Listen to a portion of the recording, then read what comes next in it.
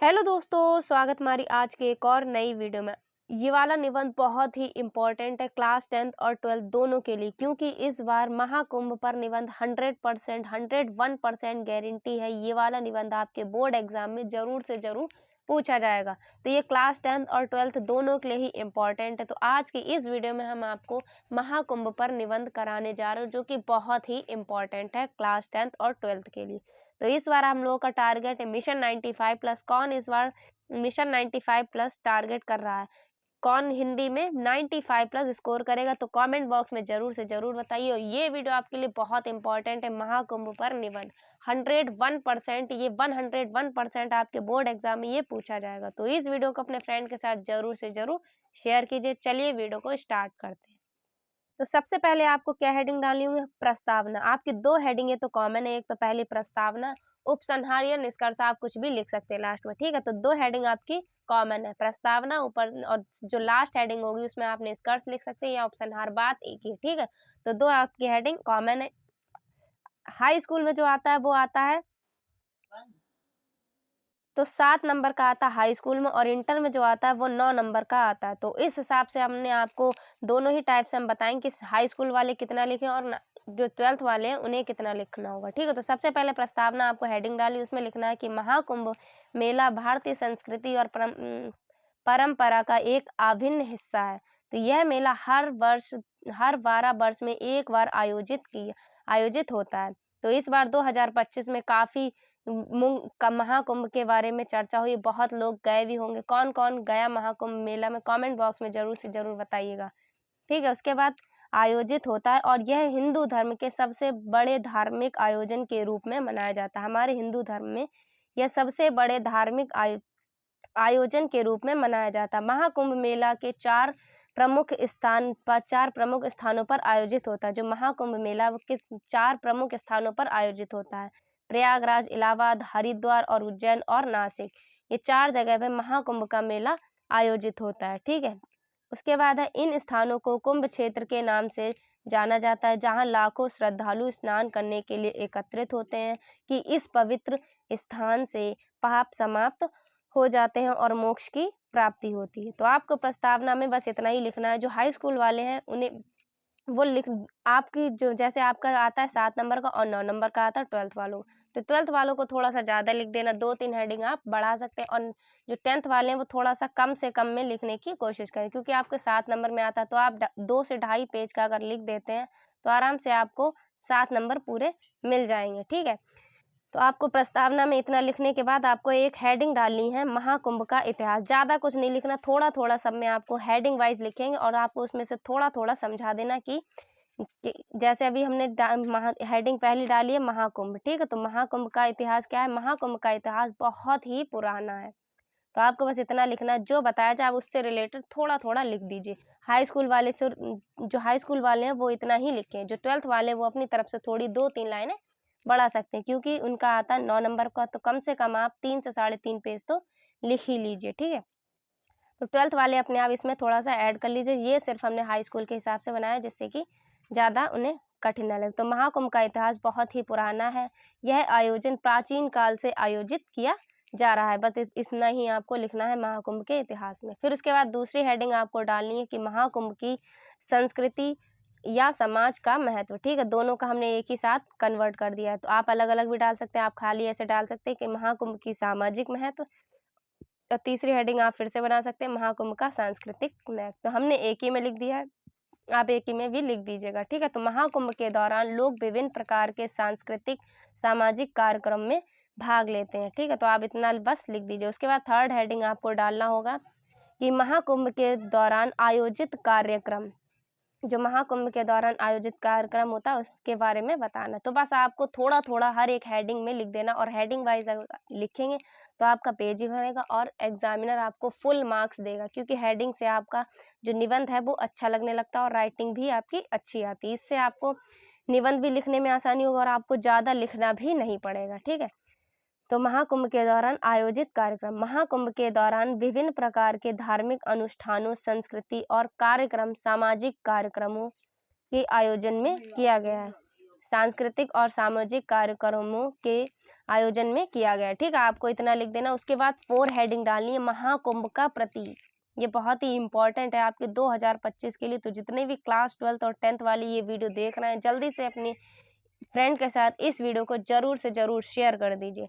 उसके बाद हम आपको 12th के लिए एक महत्वपूर्ण प्लेलिस्ट बताएंगे और 10th के लिए भी आपको प्लेलिस्ट बताएंगे। अगर आप ये दोनों ही लोग प्लेलिस्ट को फॉलो कर लेते हैं तो 100% गारंटी आप इस बार बोर्ड एग्जाम में 100 में से 100 स्कोर करने वाले हैं। ठीक है, तो महाकुंभ का प्रतीक क्या है? महाकुंभ 2025 की एक नई उम्मीद का प्रतीक है। आपको ये लिखना है, ये कटा है। ठीक, महाकुंभ 2025 की एक नई उम्मीद का प्रतीक है। ये आयोजन न केवल धार्मिक महत्व ये आयोजन न केवल धार्मिक महत्व बल्कि यह आयोजन सांस्कृतिक और सामाजिक महत्व भी है। क्या है? मतलब ये केवल खाली धार्मिक महत्व ही नहीं है, ये धार्मिक महत्व नहीं है बल्कि क्या है? आयोजन सांस्कृतिक और सामाजिक महत्व भी है। मतलब सांस्कृतिक और सामाजिक महत्व भी है। 2025 के दौरान लोग विभिन्न प्रकार के धार्मिक अनुष्ठानों, सांस्कृतिक कार्यक्रमों और सामाजिक कार्यक्रमों में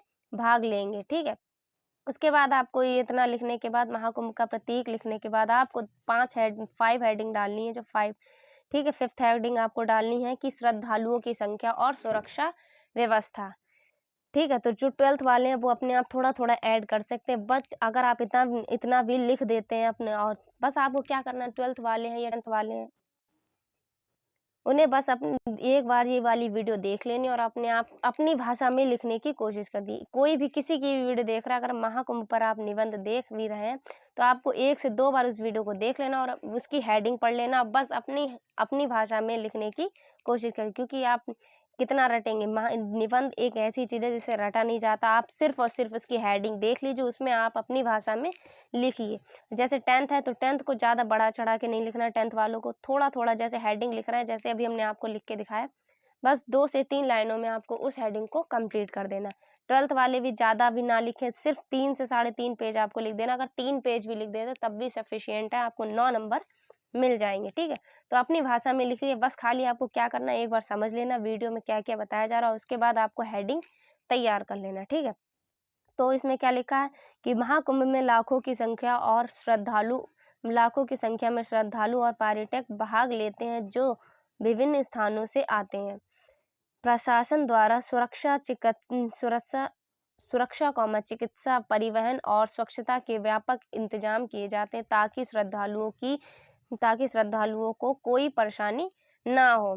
ठीक है, उसके बाद आपको इतना लिखने के बाद लिखना है अगली हेडिंग की स्नान का महत्व। स्नान का महत्व क्या है कि महाकुंभ में मेन पर्पस तो है स्नान, क्योंकि जो लोग महाकुंभ जाते हैं वो स्नान के ही भाव से जाते हैं। ठीक, स्नान का महत्व। कुंभ मेला में आए श्रद्धालु विशेष तिथियों पर पवित्र नदियों में स्नान करते हैं, जिससे उन्हें आत्मिक शांति और मोक्ष प्राप्ति का विश्वास होता है। तो इसलिए क्या आते हैं, जैसे स्नान का महत्व क्या बताया गया कि कुंभ मेला में आए श्रद्धालु विशेष तिथियों पर पवित्र स्थान में, जो पवित्र स्थान होता है उसमें पवित्र नदियों में स्नान करते हैं, जिनसे उन्हें आत्मिक शांति मतलब मन को शांति मिलती है और मोक्ष प्राप्ति का विश्वास होता है। तो इसलिए वो क्या करते हैं, स्नान करने आते हैं, जिससे कि उनके मन को शांति मिले और मोक्ष की प्राप्ति हो।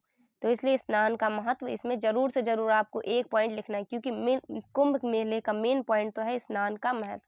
तो आपको ये हेडिंग जरूर से जरूर लिखनी है। उसके बाद है आर्थिक प्रभाव। ये भी इम्पोर्टेंट। आर्थिक प्रभाव। महाकुंभ मेला पर्यटन उद्योग को बढ़ावा देता है और लाखों लोगों को रोजगार के अवसर भी प्रदान करता है। ये बहुत ही इम्पोर्टेंट है। आपने देखा होगा कि बहुत से लोग जो महाकुंभ में गए होंगे वो लाखों लोग रोजगार के अवसर भी प्रदान करते हैं। मतलब बहुत से लोग वहाँ पे जाके क्या हो जाते हैं, मतलब जो बेरोजगार होते हैं, अगर वहाँ पे कोई भी अपना बिजनेस स्टार्ट करे तो वो आराम से वहाँ पे खूब अच्छी मतलब अर्निंग कर सकते हैं। तो वहाँ पे क्या लिखा है कि महाकुंभ पर्यटन उद्योग को बढ़ावा देता और लाखों लोगों को रोजगार के अवसर भी प्रदान करता है। फिर उसका आपको ये सब कंप्लीट होगा, इसके बाद आपकी लास्ट हेडिंग रह जाएगी उपसंहार या निष्कर्ष। तो आपको ये बीच बीच में अगर आप स्लोगन लिख पाएँ, मतलब उससे रिलेटेड कोई लाइन लिख पाएँ तो लिख दीजिए, अच्छा भी लगेगा और एग्जामिनर आपको फुल मार्क्स देगा। तो हमने ये लिखा है कि गंगा की लहरों में लोगों की आस्था का संगम है। ठीक है, तो ये लिख दिया। उसके बाद आपको लिखना उपसंहार, या आप कुछ भी डाल सकते हो, उपसंहार ही डाल दीजिए, कोई दिक्कत नहीं, हमने निष्कर्ष डाल लिया है। ठीक है, तो निष्कर्ष डाल देंगे तब भी आपका नहीं कटेगा। तो महाकुंभ मेला में ना केवल एक धार्मिक आयोजन, ये महाकुंभ ना केवल एक धार्मिक आयोजन है, बल्कि यह भारतीय समाज की विविधता और एकता का प्रतीक है।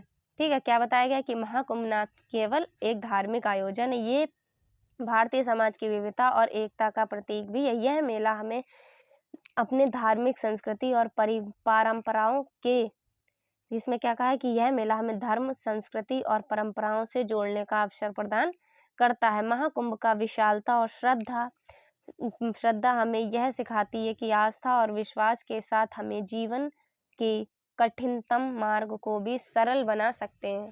तो ये था आपका महाकुंभ पर निबंध। ठीक है, तो इसमें क्या बताया कि इसमें बताया है कि हमें यह सिखाती है, जो महाकुंभ मेला का विशालता श्रद्धा हमें यह सिखाती है कि आस्था और विश्वास के साथ हमें जीवन की कठिनतम मार्गों को भी, हम अपने जो जीवन के कठिन मार्ग होते हैं उन्हें भी सरल बना सकते हैं। तो ये था आपका महाकुंभ पर निबंध, और ये बोर्ड एग्जाम के लिए बहुत ही इम्पोर्टेंट होने वाला है। तो जितने भी क्लास 12 के बोर्ड एग्जाम देने जा रहे हैं या 10th वाले बच्चे, ये आपके लिए महत्वपूर्ण है। ये आपके बोर्ड एग्जाम में 12th के लिए 9 नंबर और 10th के लिए 7 नंबर दिलवा सकता है। तो ये बहुत ही इम्पोर्टेंट है, 101% इम्पोर्टेंट है। तो ये वीडियो कैसी लगी कमेंट बॉक्स में ज़रूर से ज़रूर बताइए, और आपको अगर बीच बीच में स्लोगन लिखना है तो ज़रूर से ज़रूर लिख लीजिए, इससे आपको अच्छा लगेगा। लास्ट में हमने लिखा है कि संपूर्ण भारत की आस्था, महाकुंभ की विशालता। इस टाइप से अगर आप लिखेंगे तो आपको फुल मार्क्स मिल जाएंगे। बाई चांस आपने कुछ मतलब थोड़ा गंदी राइटिंग, तो आपको ये लिखने से पेज भी भरेगा और आपका अच्छा भी हो जाएगा। तो हमने आप बीच में 2 लिखे हैं, आप भी लिख सकते हैं। ठीक है, तो ये, और अब मेन है आपको 12th क्लास की, जो हमने बहुत ही इम्पोर्टेंट, मतलब सारी ही वीडियो करा रखी है, इम्पोर्टेंट है, मोस्ट इम्पोर्टेंट है। अब आपको ज़्यादा इधर उधर भागने की ज़रूरत नहीं है। हम आपको एक प्लेलिस्ट दे रहे हैं, लिंक डिस्क्रिप्शन बॉक्स में, 12th वाली और 10th के लिए भी हमने एक प्लेलिस्ट बना दी है, लिंक डिस्क्रिप्शन बॉक्स में, दोनों लोग आप जाके देख लीजिए। हमने 12th में सब कुछ करा दिया है, आपको निबंध कैसे लिखना है, व्याकरण के सारे इंपॉर्टेंट टॉपिक, पत्र भी बता दिए, तो सारी हमने उसमें वीडियो ऐड कर दी है। जाके ज़रूर से ज़रूर इस वीडियो को देख लीजिए। हम मिलते हैं आपसे एक और अगली इंपॉर्टेंट वीडियो में, तब तक के लिए जय हिंद, जय भारत। इस वीडियो को ज़रूर से ज़रूर शेयर कीजिएगा।